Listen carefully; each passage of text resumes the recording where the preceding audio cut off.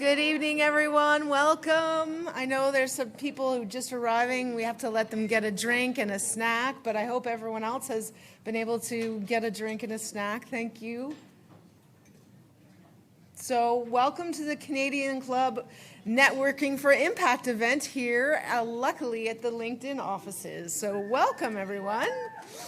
My name is Colleen Kennedy, and I have the honor of being the Executive Director of the Canadian Club of Toronto. And I'm thrilled to host this event tonight, where we have C-suite members, so many various sectors of Toronto's economy, students from Humber, from U of T, from TMU. We have a lot of friends of the club and people that just want to come and meet some like-minded people who enjoy public affairs, economics, and a lot of the other conversations we have. So we're honored that you would choose to spend your evening with us tonight. I want to acknowledge that people have been meeting and connecting and networking on these sacred lands for centuries. I'd like to acknowledge and thank the original caretakers and knowledge keepers of this territory, the Anishinaabe nations, including the Mississaugas of the Credit River, the Haudenosaunee Confederacy, the Wendat and Métis nations, and we give thanks to the nations recorded and unrecorded, acknowledged and unacknowledged, who also share the responsibility for this territory. We are honored to be in this meeting place called Takaranto that so many First Nations, Inuit and Métis people from across Turtle Island still call home today. And now, if you'd let me brag a little bit, I wanted to take a moment to reflect on the season so far. I hope some of you have joined us. We've done over 30 events, reached probably just over 8,000 people in person and online, and we're providing them with insights from some of the most influential leaders in Canada. Just last week, we had the privilege of hearing from Greg Hicks, the CEO of Canadian Tire, who shared invaluable insights into the strategic decisions of one of Canada's most iconic brands.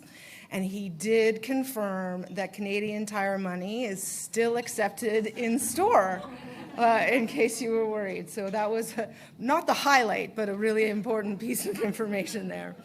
So once again, not to be repetitive, we have a sold-out wonderful room here tonight with people across companies, Bloomberg to the Walrus, Ivy School of Business, the DAIS, DMZ, Black Box Institute. I think I saw Sick Kids Foundation, saw so many people, so we're glad you're here. And a quick reminder, we're all here to make connections, help one another out, and have fun. So don't feel awkward about just going up to someone and introducing yourself. Hopefully they will be kind and gentle and introduce themselves back. And also, if someone needs to exit a conversation, don't be offended. Sometimes people are wanting to amass as many connections as they can in one evening, but be polite and kind. So we'll get the content going shortly, so we can return to meeting more people in the room. I want to extend first a heartfelt thanks to Diana Liu and LinkedIn and the team here for letting us share their amazing and inspirational space with us tonight. Thank you, LinkedIn. And I would be remiss not to share gratitude with our season sponsors, the Canadian Bankers Association and Air Canada, for their ongoing support of this season. We're also very proud to partner with Canada's Forest Trust, which helps us and with their efforts of planting a forest and stewarding it for us in our honor, reducing our carbon footprint of all of our events in our season. So we want to make sure that if you have any burning networking questions, we can get them answered. I'll have a mic. Put your hand up later when the questions start coming in, and I'll gladly bring it over. Be brief. We don't need full life stories, but happy to hear questions and get them answered. And now to introduce our special guests, all accomplished leaders, and lucky for me, mostly directors of the Canadian Club Board. I'll introduce the panel first, and then we will be, first of all, we have Paula Allen, a global leader of research and client insights and Senior Vice President of TELUS Health. There's Paula. Jenny Lam is an advisor and investor the former president of Wattpad. We have Dan Moulton, a partner at Crestview Strategy. And of course, moderating our conversation today is Jake Hirsch-Allen, North America Workforce Development and Higher Education System Lead here at LinkedIn. But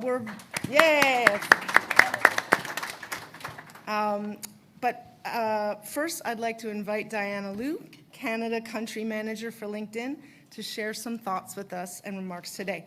Diana, the podium is yours.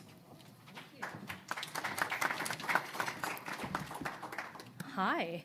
I wanted to share a lot of stories with you, but Colleen mentioned to be brief, so I will not do any of those, but I'm happy to share in the networking session. But I am thrilled to welcome Canadian Club back to LinkedIn and to welcome all of you to our beautiful offices. After this panel, I'm happy to show folks around our amazing space across 3 floors. So I'm going to start with a little bit of interactivity. So I want you to raise your hand if any of these statements are true. I, in this room, have a LinkedIn profile. Okay, I just needed to make sure. If you didn't raise your hand, we'll hang out over there. Okay, who in this room is at this event because of a connection they made prior to today? Yeah. Okay, who in this room is in their current job because of a connection they made prior to today? Okay, I want you to keep your hands up for a second. So for those of you who are newer in your career, or for those of you who are in between opportunities, I think important to note that the networking and connections matter. So as Colleen mentioned, I'm Diana Liu. I serve as country leader for LinkedIn in Canada, and I'm standing in this room with you all today because of a connection I made and nurtured back in 2007. So I was joining a company called AOL. This was when they were still in the CD business and getting into advertising.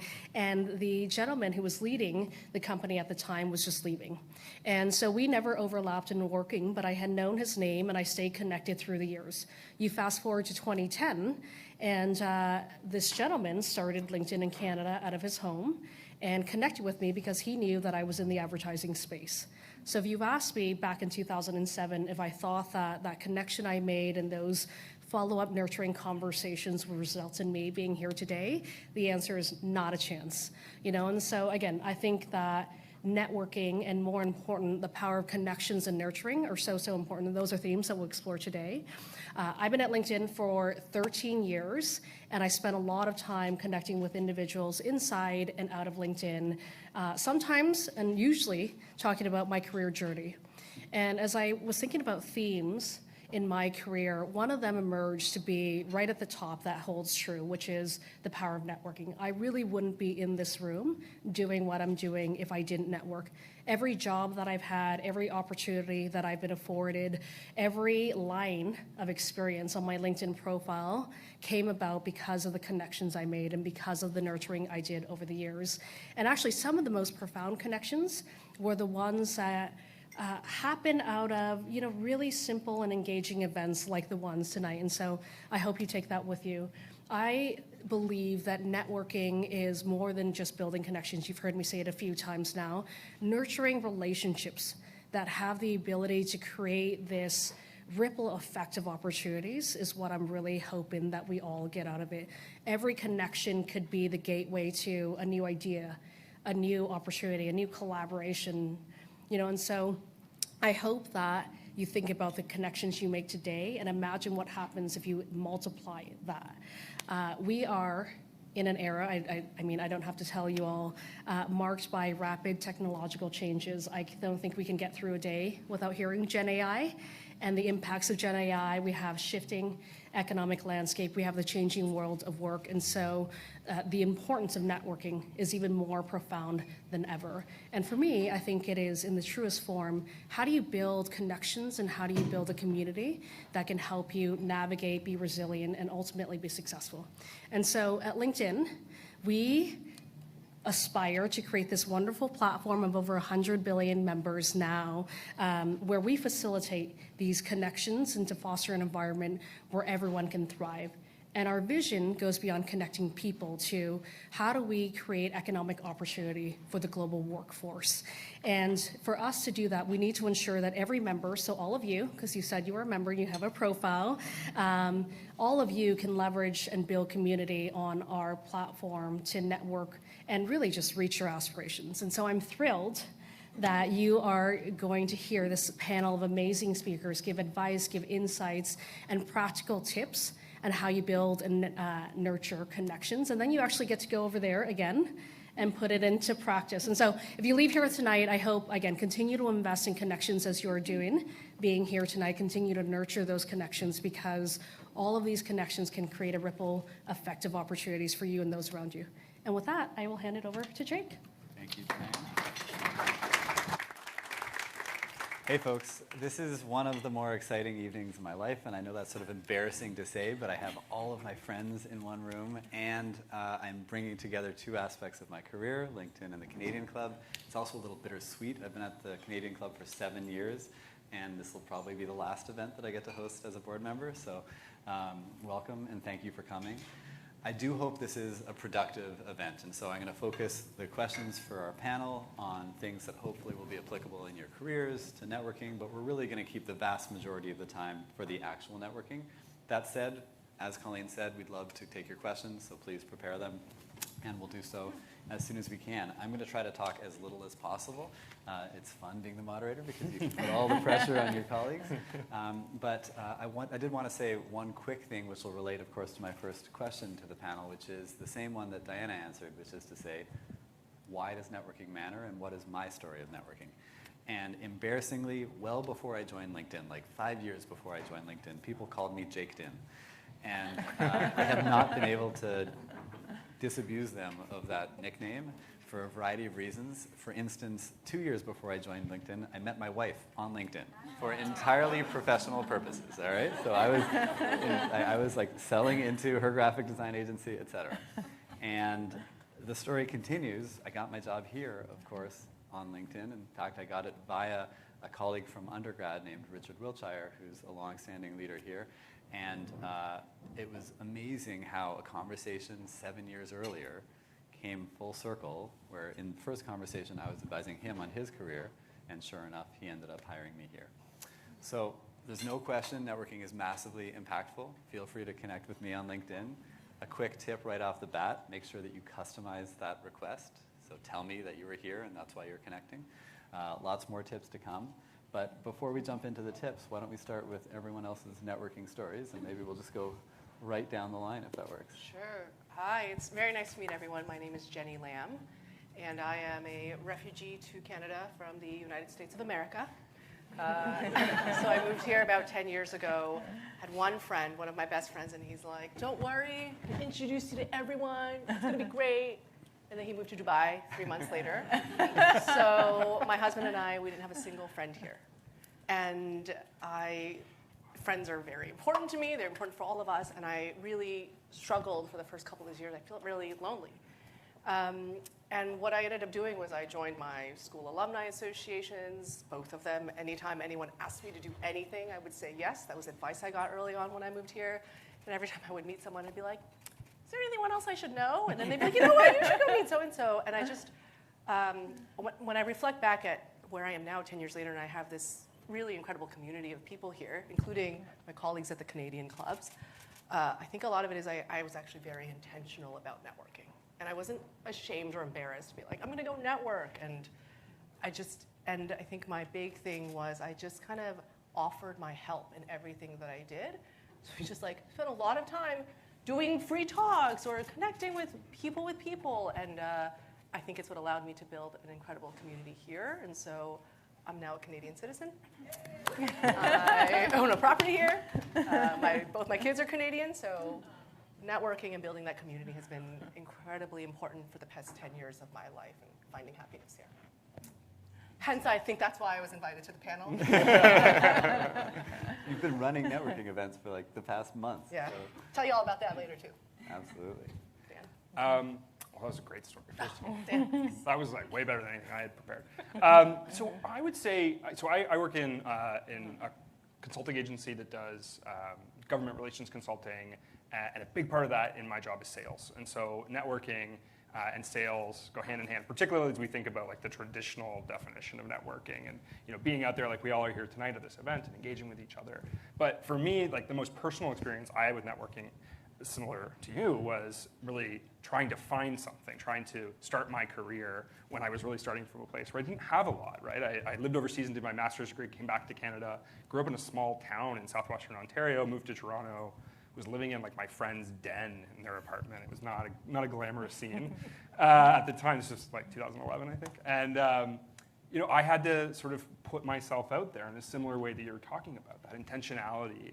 And really, I think the hardest part was getting to that question you ask at the end, which is, who can you introduce me to? Like, what's the next connection I can make from this conversation? And I think that commitment and that focus is really hard. And it's a hard thing to ask of someone, and then it's a harder thing to follow up when they forget to tell you who they asked. And then it's harder to follow up again when they forget to reply to your first email. And I think like that sort of rigor and that consistency, to me, that was probably the most foundational focus in networking I ever had, was trying to start my career. And it led to my first job. It led to me getting into working in politics at Queen's Park and working with some of the people in the room here today that work there with me. And that is, for me, the definition of the hardest part of networking. I think it gets easier as you grow in your career and you get more comfortable and you're doing it every day with your colleagues, with your clients, with your partners in the industry you work in, and coming out to events like this. Love it. Yeah. Paula. Well, it's interesting that you said the hardest part, because when I was asked to do this, I'm on LinkedIn a fair bit. I learn a lot from the connections that I get, but I'm very shy. I'm here on this panel right now, and I look pretty relaxed. Okay, anyway, I look pretty relaxed, but interpersonally, I'm pretty shy, and was very, very shy, high school, university. So I had a job, and I was, doing the job, and it was, something I actually started to hate a fair bit. And I went to a conference, and I saw a speaker, and he just blew me away. He was speaking with passion. He was articulating some of the things that in the industry that I was in at the time that I knew were just wrong, terribly wrong. And I wanted to get up the courage to go up and shake his hand and say something and tell him, what I was thinking, and I couldn't. There was no possible way. I could not do it. I have allergies. Like, was my nose clean? I just couldn't. I was too focused on myself.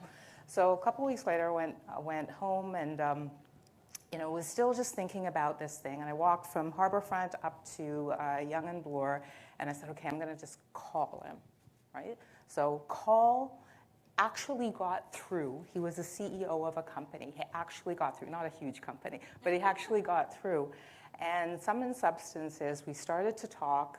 I showed my passion, he showed, and I started to work in less than a month for that organization. Wow. And that, I'm getting little chills when I say that, because that completely changed the course of my career 100%. Like, I could see where I was going, and I was in a place at this point that I've loved. And it was because I showed my own passion and went out of, paying attention to myself and what would I be judged on and this, that, and the other, and just met somebody and connected with them and ended up with a whole bunch of other connections. So I keep kind of remembering that, because I said, like, seriously, if I can do it, every human being can. I love that, Paula, and thank you for your vulnerability, because I think a lot of this is being vulnerable, right? In a variety of situations, particularly as Canadians, as I think you probably pointed out, it's a lot harder going from the States to Canada and learning to network than vice versa. We aren't the sort of warmest, most walk down the street and hug your neighbor kind of people. And I think it's something that Canadians as a whole probably have to learn as like an economy as well.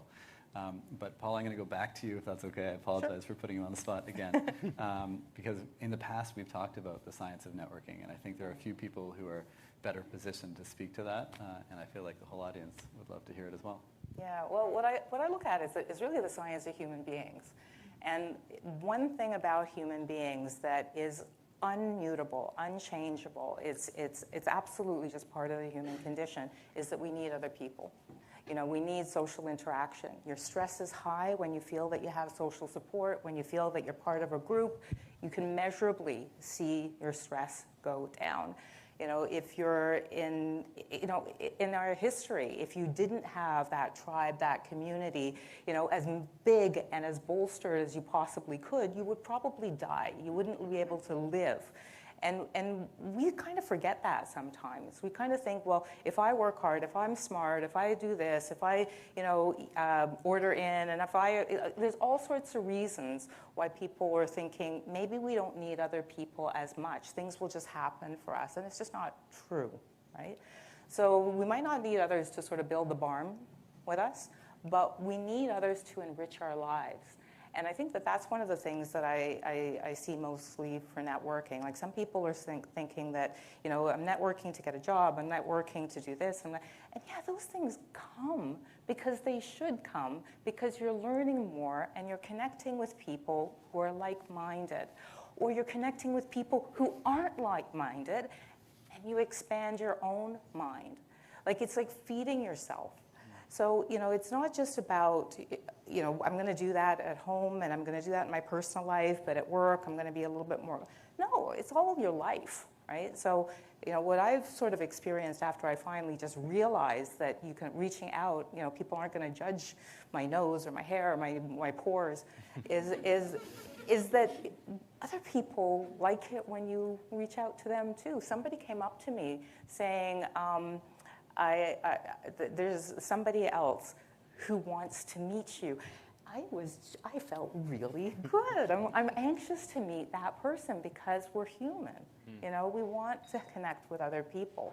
So that's really just the science. Our brains are wired to make connections, and it's not just in one part of your life, it's in all parts of your life. I love that. Networking as sort of food, both for your career and for the soul. That's great. Making connections is sort of like the headline on my LinkedIn profile, and we can get into more LinkedIn tips if y'all want later.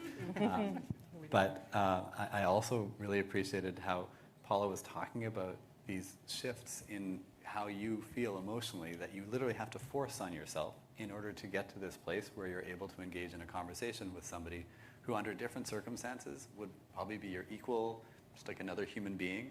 And so one of the takeaways that I sort of got from your explanation is that we are all humans, and not only do we need this, but everyone needs this, right? So the other person needs it just as much as you do, perhaps for a different reason. And I think good networking is really about identifying what the other person needs and helping them get there. There's a variety of ways of doing that. Again, we'll get into more depth, but before we get to tips, both of your careers are currently all about networking.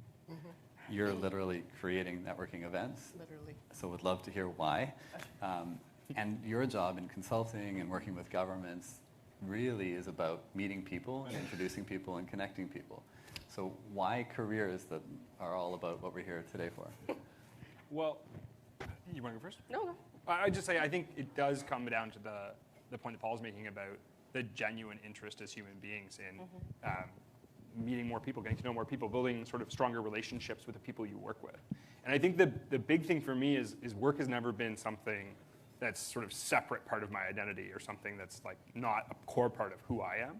Work has always been a vocation, right? It's something I've done, I feel like, since I was a kid, right? That like was just a part of who I was and something I poured a lot of my energy into and something I cared a lot about because it produced a community of people that I worked with and that I got to spend time with and got to know and got to collaborate on projects on and got to know in a deeper level. And I think that's what's always sort of driven me towards it.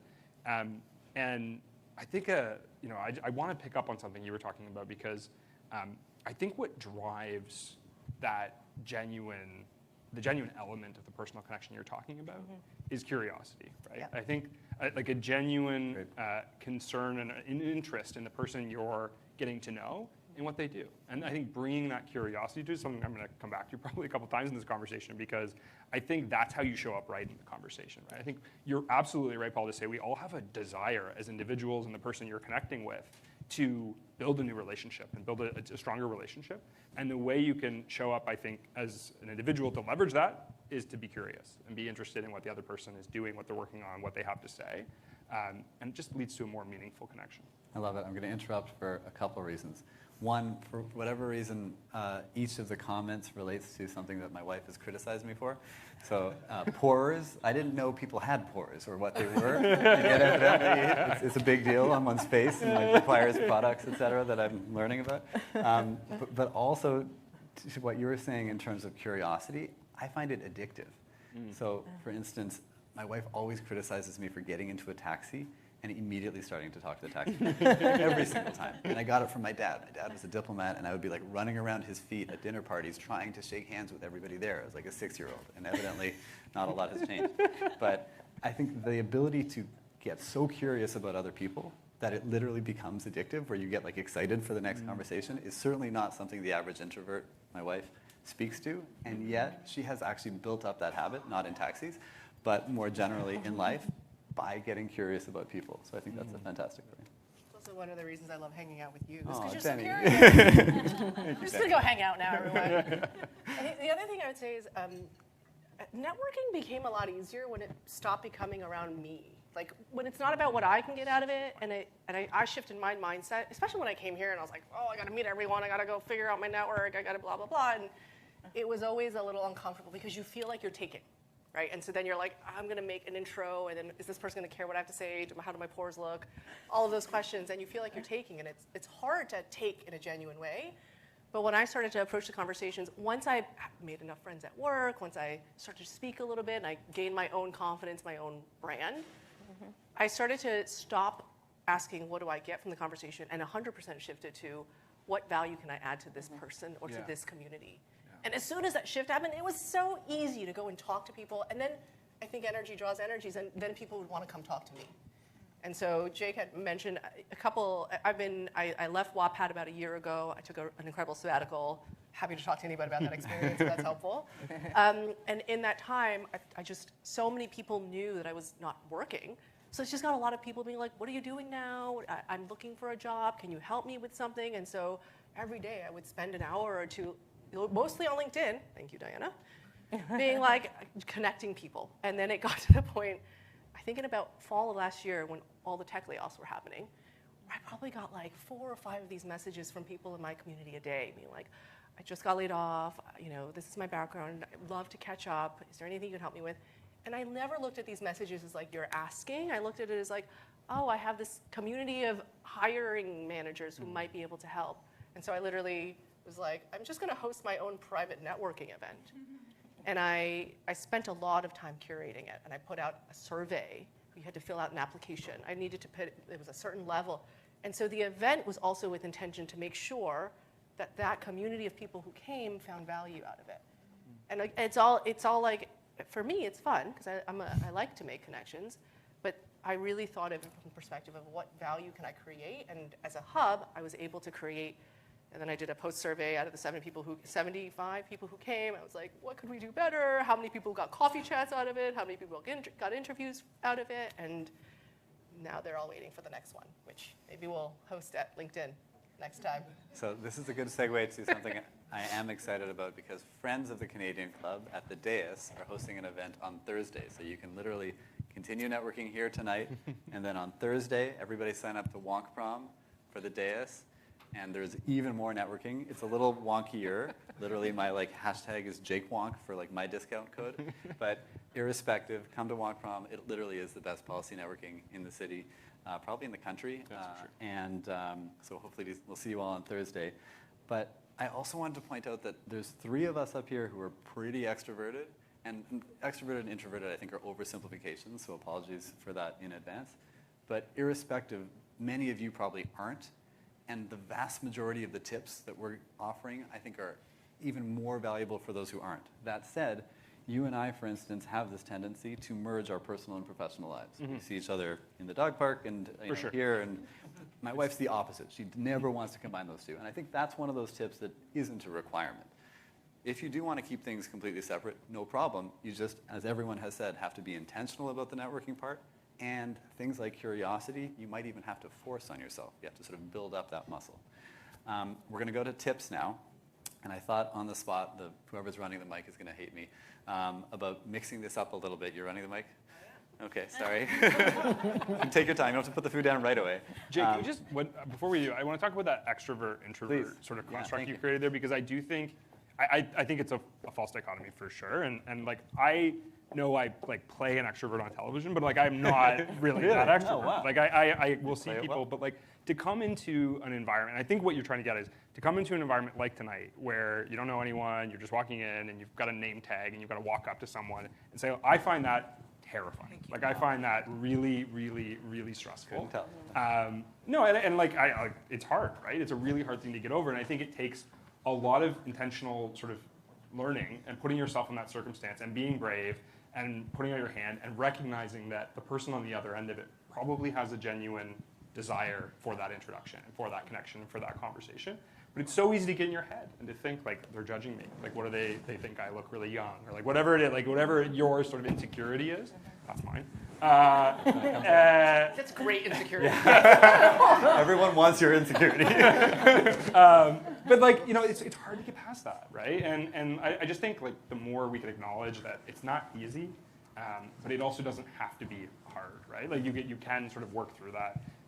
And I think the more sort of discomfort you're feeling, if you're that kind of person like me that feels that discomfort in putting out your hand, you know, you just have to sort of push through it. Yeah, I just want to add, yeah, because you're describing me, right? Like, so it's pretty common. But, you know, at the end of the day, I think about the end a lot. Like, this is a technique I use a lot. Like, when I'm writing papers or doing that, you know, the whole process of writing is just horrible. But I like the feeling at the end of it. So I start to think about that. And just even adding the point of curiosity, when you talk to people and you actually listen to people and don't think about your pores, this has become a pores thing now, but don't think about yourself, but really listen, that you get so much out of it. There's no way you're not going to learn something a little bit new. You're not going to, you know, just see somebody's style and vibe and be able to appreciate that. Like, that is very, very cool. And the number of times that that's happened to me where I'm really just glad that I made that little tiny little connection wraps around the world twice. When I'm feeling a little bit anxious, I think about that. You know, I think about, you know, I'm a naturally curious person. Just learning about other people, seeing other people, getting out of yourself is very rewarding if you do it. So now for the concrete part, a lot of what we've been talking about is sort of the heart, and now I think we're going to go to the head. And before I said that, I realized that we too often do the opposite. So for instance, on a job application, the vast majority of people look at the technical skills and then maybe get to the human skills or the soft skills or the durable skills. And every study that LinkedIn has ever done shows that it's actually the human skills that differentiate candidates. Mm-hmm. And one of those key human skills, of course, is networking. So I think thinking of it as something that you need to learn, for better or worse, is helpful. But I wanted to put this out to all of you. If you have tips and tricks about networking, I'm going to be alternating between the panel and you all. So you all get ready with your tips, and you all get ready with your tips. And we'll go back and forth as long as we can, and then we'll go straight to questions. So also have your questions ready, and I promise it won't be more than 5 to 10 minutes before we're back at Drinks and Networking. So maybe, Paula, I'll start with you again, if that's okay. Yeah. I think one of the things is that it's not just about reaching out. We were talking about that, particularly in person here. But, you know, we have an opportunity right now with the technology, with LinkedIn, to really curate your personal brand. You know, when you see profiles where you get a sense of who that person is because they post about things that they care about, they're sharing information that is interesting, they are giving to the community, that attracts. That absolutely attracts. And, you know, everybody has a passion or an interest, or even if you're sort of just resharing something that you've seen somewhere else that you find interesting, it says that you're willing to put yourself out there a little bit. It says that you're willing to communicate who you are, and that is super, super attractive. Love it. Are we alternating? Sure, good call. Oh, yeah, you said we're Thank you. I appreciate the reminder. We've got one right at the back, Victoria. Should we wait for the mic or no? I don't know. You tell me, Colin. It's being recorded, so I figure we'll try. But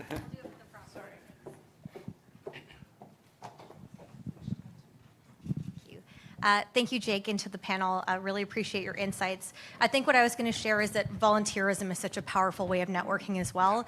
If you're the kind of person who really can't walk up to someone and just strike up a conversation, because that takes courage and we need to build our pathways to doing that, but you're interested in ideas and those kinds of connections, then put yourself forward, do that kind of public and community service.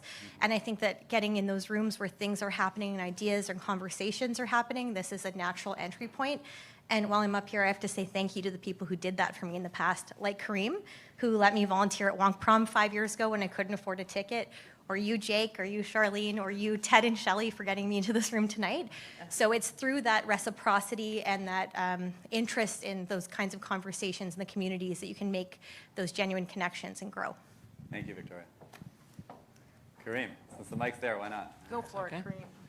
Hi, I'm Kareem Bardisi, Executive Director of the DAIS, host of Wonk Prom, taking place on Thursday evening at 1:11. Snuck it in there. So I have like maybe one or two tactical tips. One, follow, this literally, like follow people around like Colleen, because if you're at a Canadian Club event and you're with Colleen, Colleen will do the handoffs in a very natural way. Much like if you come to Wonk Prom, hopefully I'll do that. But that's a genuine kind of tip. If you know Colleen, and you should be coming to Canadian Club events, volunteering is a great way to get involved. The second, and I do this, I think my students, can you just raise your hands there? So go to things as in pairs. Never go to a networking thing alone. If you don't know someone, drag someone along, and then make a pledge. You can gamify it, like how many cards did you collect, or whatever 21st century version there is, and then make it a bit fun. So I know Juan and AJ are going to be in competition today with each other to see who will get more contacts at the end of the evening. Love it, love it. And for AJ and Juan, I feel like we've got a couple translation issues. A CD-ROM is this little plastic circular. I keep trying to explain LinkedIn as a Rolodex, which really doesn't work with Gen Z at all. We'll leave it at that. How many students do we have in the room today? Nice. That's awesome. Love it. Thank you for Welcome. coming. Thank you. Welcome. I have one. Wear something fun. Ooh. Exhibit A. The purse isn't here, but it's even Exhibit. brighter. I have a hot pink purse in the back, and the number of times people come up to me and start the conversation with, "I love your outfit. Where are you from?" It makes it approachable. It was a tip I learned when I was a wee lass at Accenture. I was 24 years old, and I went to some big Accenture event, and there was a very senior female partner, and I had this blazer that I bought that had these fluffy sleeves, and I was like, "This is too much, but I'm going to wear it." And then I was doing something, and she goes, "Oh my God, I love your blazer." And I felt like power, right? And it ingrained in my head, like, wear something fun to events and be memorable, and let it be easy for other people to talk to you. I love it. I love it. I'm going to go real quick with one, and then maybe we'll bounce and then come back to Dan. Mine is a follow-up to what a few folks have already said in the audience, which is...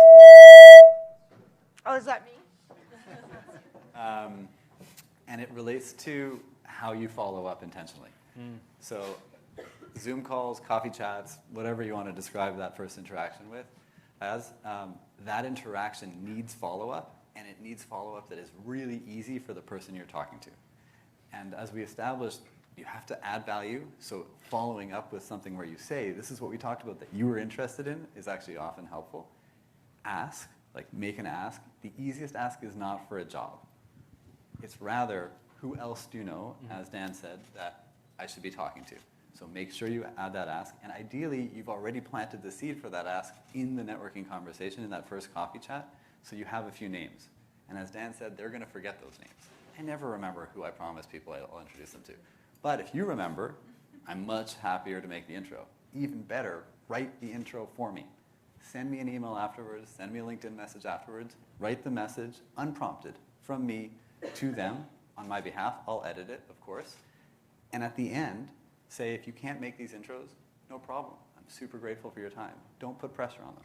Follow up, because if they don't respond, they probably did just forget. But after you followed up with another email saying no pressure, let it be. Audience. There we go. We got another Canadian Club board member. Yes, I just thought I would add, I think you touched upon it, which is being vulnerable. I think really being authentic. Don't try and pretend that you're somebody else. You know, show your true self, your true interests, because that passion comes through, and the alignment with whoever you're trying to network with will create a much stronger bond when you're really true to yourself. I love that. Again, it seems like the networking part has to, even if it is programmed intentionally from the head, has to actually be from the heart. Catherine's a VC, and I've literally never interacted with her the way I'd normally interact with VCs, because I usually feel like I'm being grilled from like the first time I've met. And in this case, it's just pure empathy, like from beginning to end. And I think that is a much better recipe for success, even if so many CEOs are psychopaths. We don't want to be those psychopaths. We want to be the people who get there with our hearts. Well, I think there's a difference between like being intentional and being calculated, right? Like there's a big sort of gulf there where it's just like, you know, showing up authentically in a conversation really matters, and keeping in mind that a conversation goes both ways, right? That like I find often I sort of another rule, if we're talking about rules, I always say yes to everything. So if there's a coffee, if someone reaches out, they ask for time, I always say yes, right? Which is a big thing to open myself up to in this room. But I always say yes, and I have a lot of coffees, and a lot of people come into the conversation, and it feels very one-directional, right? And often the conversation feels like, what are they going to take from me? Or if they got an internship with my company, what would it do for them? And it's like an odd way to sort of structure an entire conversation, right? The conversation should be both directions. And I think coming in intentionally but not calculated is kind of a really important sort of thing to keep in mind for me at least. Yeah. My only other sort of tactical advice would be, my first job ever was as a scheduler working in government. I was a scheduler to the chief of staff in politics. And I learned how to use it like an Outlook calendar. And like most people in professional circumstances use calendars. Be really intentional in sending calendar invitations when you are booking something with someone. Be the first one to send it, have all the details in there. It's something really small, but it just helps to make that thing happen. Because when you're not intentional about sending that invite and getting those details down, people will forget and they won't come, and you'll get stood up, and it's just it can be sloppy. 100%. Yeah. Fantastic tip. So we're going to open it up. It can be either a tip or a question. Anyone in the room, panel included? I have a question. Please. That came up in the pre-call that I would love us to cover is there seems to be a bit of a generational divide in sentiment towards networking. My daughter said, "Isn't that slimy?" As much as we are saying how altruistic it is and how helpful it can be for people, I know there's a lot of mentors in this room. How do you help with that? Asking for kind of mentality. Yeah, for sure. And I've seen that too. People commenting, well, I don't want to just go up to somebody because I'm going to use them. I'm not a user, and this, that, and the other. And it's if that's your intention, then you shouldn't, to be perfectly honest. But that's not the way I'm sort of seeing networking. Like even to your point of view, when it feels one way, it doesn't feel good. It doesn't, because nobody wants to disappoint other people. And if you're feeling that you're being grilled and there's an intention and you're not just sort of getting to know this person in the moment, you're not going to make the person you're reaching out to feel very good about that interaction. And on the other side, just sort of building on what Jake said, it's not about even just asking for connections. Make connections. Introduce people, and this is at every level, whether you're a CEO or whether you're a student, help enhance that other person's life as well by introducing other people, and that helps you. Like that actually feels good if you just do it. And don't think, okay, what's the 2, 3, 4 steps to me getting this, right? You do it, you build your network, things do come. So I keep going back to, again, the brain. When you do things that help other people, you feel good. It enhances you. You will come off better, but it enhances your life. When you are intending to use people, you're going to make the other person feel bad. You're not going to make yourself feel all that good either, but you're also probably not going to do what network does, which is open up your circle, give you more information, have you have connections that you can help and that can help you when the time is right. So, curious, oh, got one back. Here and then there. Oh, me first? No, you're good. Okay, I'd just like to thank you guys because you said some just passionate words of mine. Would like to know if you had to put yourself back into the state of those in university, college, high school, just getting out during COVID, and you're looking at the power of AI technology, everybody's on their computer, everybody's on their phone, recognizing COVID changed us, it was a worldwide trauma. What would you say to your younger self to help build intergenerational trauma and conflict resiliency and the power of networking? Spend as much time in person as you possibly can. Yeah. And I mean that not just for networking. I mean that because I do think we need the healing of in-person interactions, and we may have forgotten that in many cases. And I spend every week on an airplane. I want to stop, but it has been a part of my job and my life for a long time now. And there is nowhere in the world where I feel the pain that you're describing more than this city. And there's a variety of very good reasons for it. But now we're at a place where we need to break out of the screen, I guess, and into interacting with our neighbors and our friends, making those new friends, because it's been super hard for somebody who spent 2-3 years in school, not in school, so to speak. But I think that there is this absolute need to force yourself to be in person. And there's a lot of, it's getting easier to go from online to in person. I think in the past, quite frequently, I do a ton of online learning, and you're either in online learning or you're in offline learning. But interestingly, pedagogically, we've known for a long time now, it's always better if you do both. So those who just do in-person learning probably should learn to learn online, and vice versa. And yet, if you are learning online, your goal should be to find the people in your class that are in the same city as you, that are in the same country as you, and go find them and meet with them in person.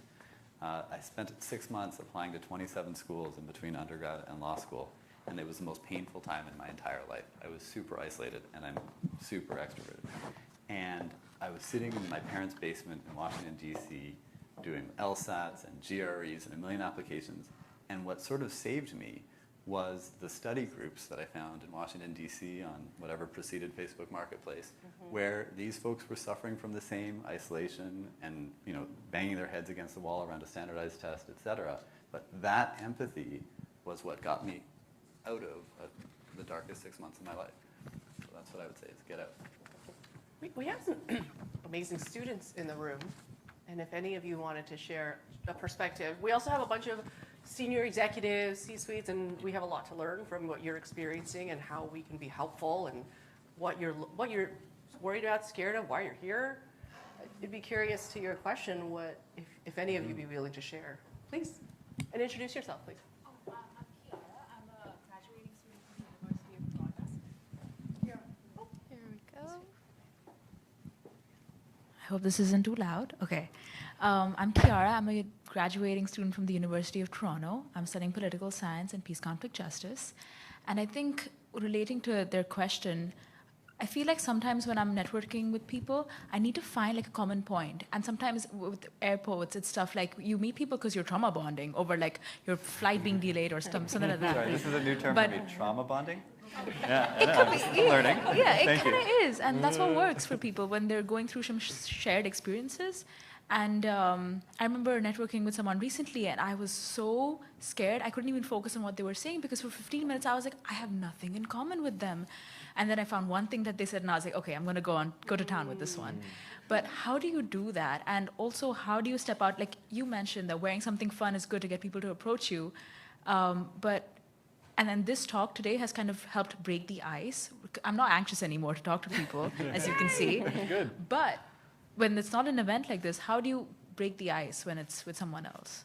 Yeah. No, I mean, lots of people in this room have thoughts, I'm sure, so that's all. Kiara? We got someone to answer, but We got a oh, we have an response. answer in the back. Is this a response? Yeah, sweet. So I'll happily respond to that, and it's coming from the perspective of someone that. Thank you. It's coming from the perspective of somebody that I don't face, and I think in my peer group this is fairly common, and it relates to Jake's comments as well. I don't face nearly the number of connective requests for coffee from students that I should. And I think this is very common. I suspect this is common across the panel. And I think it's a result of probably the trauma. I love your advice.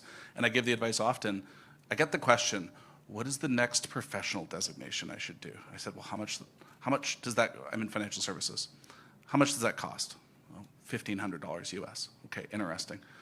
Divide that by 8, maybe $9, $10. That's the price of coffee for 2. Spend the money, don't do the designation. Go build your network, go get in person, get with people, talk to them, find out more about them, express curiosity. And I guess the comment that I would make is assume positive intent. Assume positive intent in the person you're speaking with. They want to help you, otherwise they wouldn't have, there's a filter there. They wouldn't have gone for coffee with you if they didn't have a desire to somehow help you. They're already spending expensive time. And I think it's just very interesting to me in this moment we're in here, and I agree with your comment about Toronto being uniquely affected for whatever reason.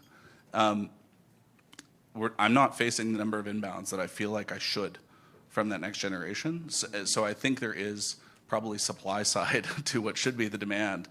Get out there, get busy, spend money, spend time, and I think assume positive intent, because I suspect there's a surplus of it out there to tap into. Fantastic question, thank you. I mean, if it's okay, I want to facilitate a brief dialogue. Were you going to answer as well, or ask a question? Yeah, I'm happy to share. Please, thank you. Yeah, I'm happy to share some experience as well, although I'm not a student anymore. Usually, I will love to do some homework before I go to these events, like either on the panelists or the audience. Luckily, I'm in a job right now, like I have to network a lot. I work very closely with a lot of tech startups, work with like VCs or angel investors that force me to just go and then meet with them.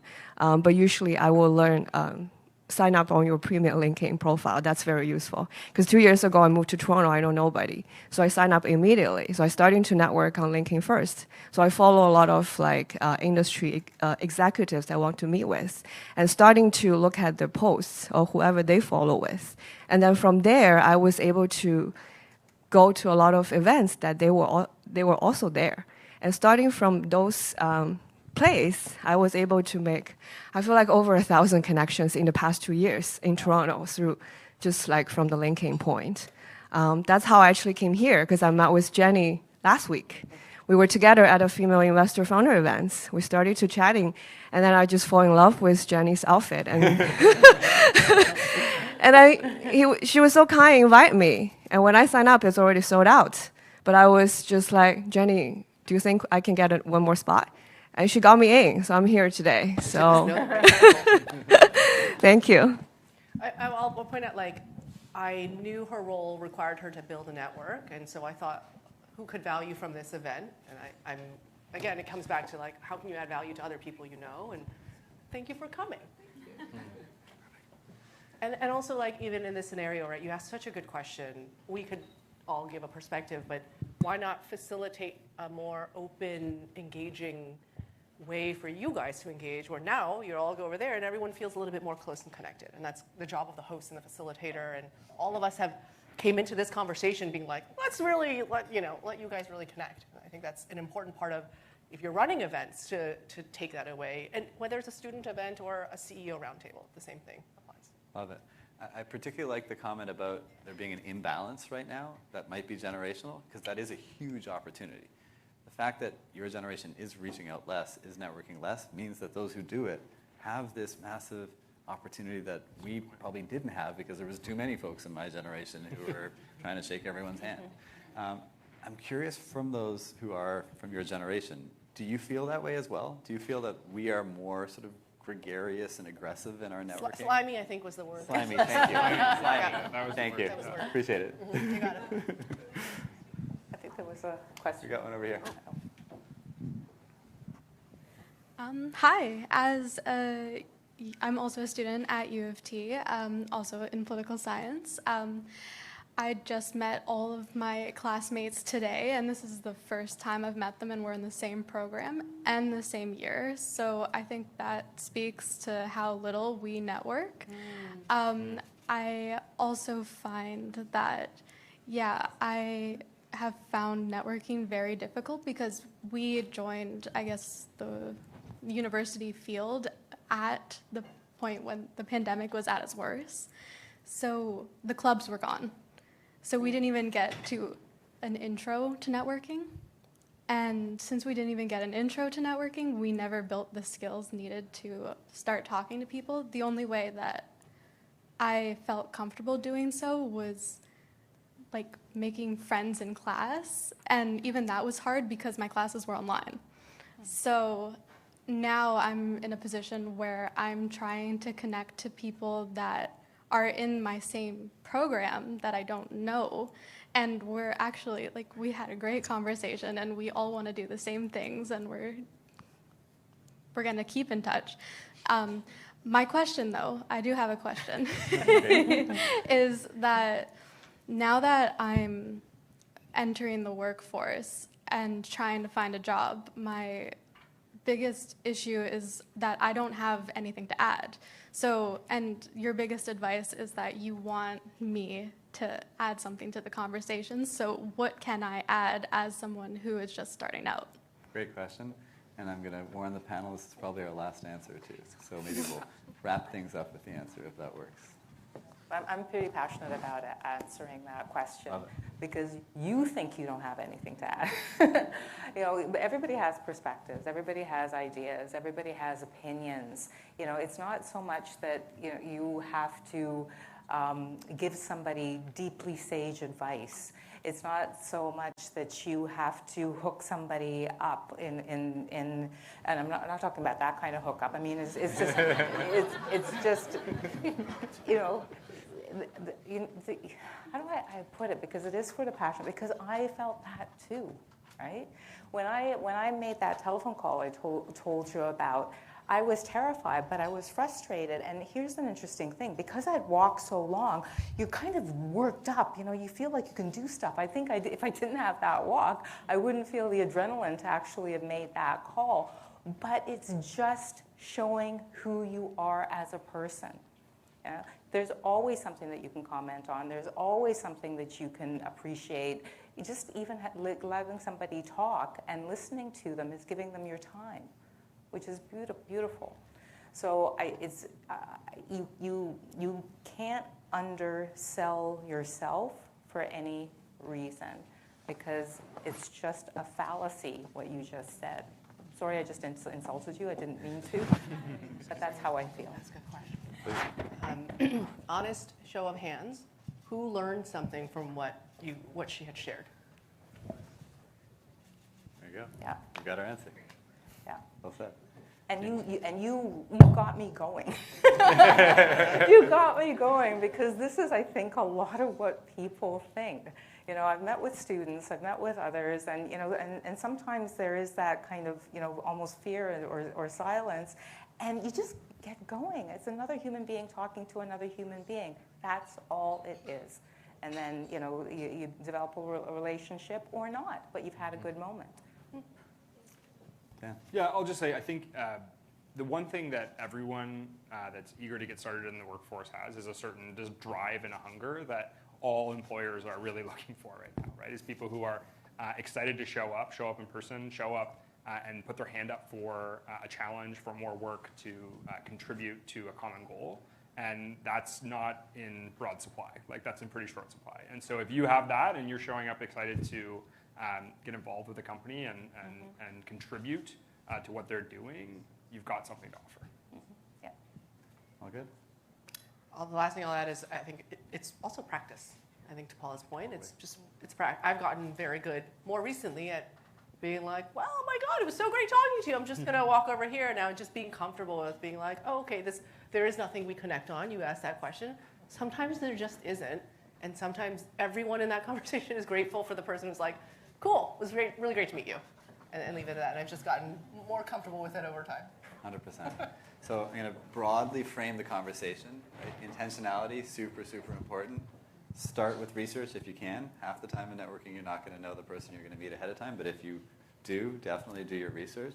And that should allow you to begin to make the connections, what you can add to the conversation, et cetera. When you're in the conversation, in law, in sales, it's called discovery. But we just called it curiosity. Ask questions. Spend more of your time asking questions than answering questions, and know the questions ahead of time that you're going to ask, if at all possible, and then follow up. And I think if you follow that more or less process, it'll make it a lot easier even for the introverts, quote unquote, in the room. Thank you all so much for coming. Again, this is an absolute pleasure. All right. Thank you, Diana, Paula, Jenny, Dan, and Jake. Thank you for captivating us with your insights this evening. We appreciated the way you used your lived experience to bring it to life and being vulnerable yourselves up here. So thank you very much. Jake, thank you for handling the moderating. We appreciate it, and I'm sad that it may be, we have to find one more before the end of the season. Members and guests, I hope that you have gained some valuable hints and tips and will help you develop meaningful connections, relationships, or help perhaps those that you mentor. We're going to start a LinkedIn group for Canadian Club today. Feel free, it's on there now. It's an inaugural night. You're the first to know. So get on there. I think often many of you agreed to have your emails circulated as well. So in case you didn't get to meet someone or you wanted to follow up, those of you that consented will send that out as well. So that is amazing. But before I close, I want to thank LinkedIn again. Gavin and the team have been so wonderful to work with. Thank you so much. And of course, a quick thanks to our AV team, VVC Live, for recording this evening's event. And you can watch, share it with your mentees or people that you think might get advantage from watching it. It'll be up on our website probably later tonight or tomorrow morning for you to view. And our fabulous photographer, Mike, has been taking some great pictures. And those are up on our Flickr. We still have a Flickr, if you want. Tomorrow morning, we use LinkedIn and Flickr, equally technologically advanced. So those will be up. So that'll be great. And if you want to continue your networking journey, we have some fabulous events this month. We have a productivity panel. That's a very timely topic on April 23rd with John Ruffalo and some others in an amazing conversation with The Logic as our partners. We have a fireside chat with Paul Desmarais III coming up from Sagard on April 30th, and we will welcome Tony Staffieri, CEO of Rogers, on May 1st. So there's lots for you to explore with us, and visit our website at canadianclub.org. And thanks so much for joining us. The bar is open again, and the food will be back, and make lots of connections. Thank you.